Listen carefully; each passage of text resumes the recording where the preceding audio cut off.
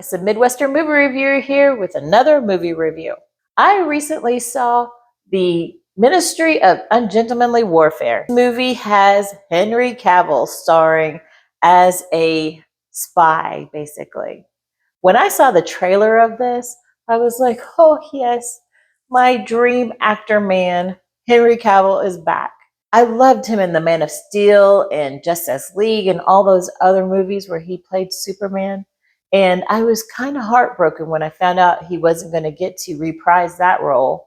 But now seeing him in different roles, I'm like, so happy. So happy. Honestly, I didn't love his role in Argyle, but this 100% makes up for it. The cast was huge and just an amazing cast. And it's directed by Guy Ritchie. He does a really good job of these ensemble kind of criminal type movies and brings a sense of humor, action, just keeps the pace of the movie going at a fun, enjoyable pace. So you're gonna love this movie. Gus March Phillips, I have a mission I want you to lead. Thank you, Sergeant. What's the plan? To neutralize the German U-boats in the North Atlantic. If I'm to do this, I'll need my own team. You won't like them. They're all... mad. They'll need to be. I'm going to read off the cast because there's so many people. I can't memorize them all.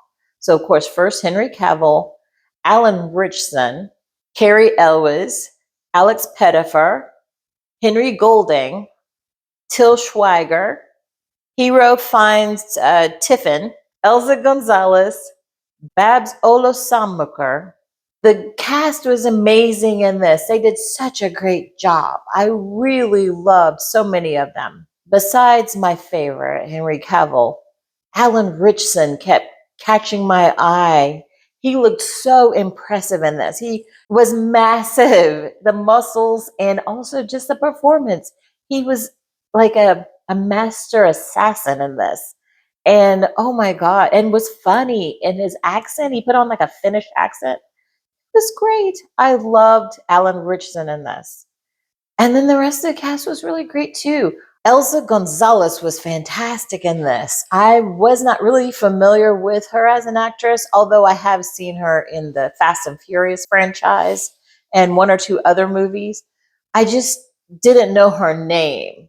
But this movie really highlights her skills. She sings, she is gorgeous, and she's just one of those women who is a fantastic, beautiful action star performer for a woman, you know. I loved her in this. This movie was based on a true story, and I love that. They're taking things that have happened in the past. This is in World War II period, and they're adapting these movies, and they're making it so enjoyable. And you get, when you know it's based on a true story, you're so much more invested in what's happening on the screen. This is like the third movie based on a true story that I've seen in maybe 2 months. And even before that, there were a couple. So I love that Hollywood is adapting true stories to make them into movies. It's great. If you love movie reviews and you're not familiar with mine, but you would like to see them when they come out, I release 2 to 3 movie reviews per week. I don't provide any spoilers because I want you to have a good enjoyment. Really go into the theater and be able to enjoy the action as it's taking place. Please like and subscribe, hit that notification bell, and you'll be notified when my new movie reviews come out. This movie's full of action, but it's very violent. Please don't bring your children to this. This is a hard R. Do not bring your children. But the pace of this movie keeps you on the edge of your seat. There's a lot of tension. Guy Ritchie's really great about that, and you will enjoy that immensely. Lastly, this is such a diverse cast. I love that about this movie. When you see the trailer, you see what I'm talking about. I mean, Henry Golding is in this from Crazy Rich Asians. And I didn't even recognize him because of the facial hair and different things. He was fantastic. I loved his character in this. The only thing that I did not really love about this movie was Winston Churchill. I don't know who played him, but his prosthetics and his accent, everything about him was very distracting. It was not an enjoyable performance for him. Me and my friends couldn't understand half the things he said. And then his makeup and his acting just wasn't great. He has such a small part in this movie that he does not take away from the enjoyment of the film.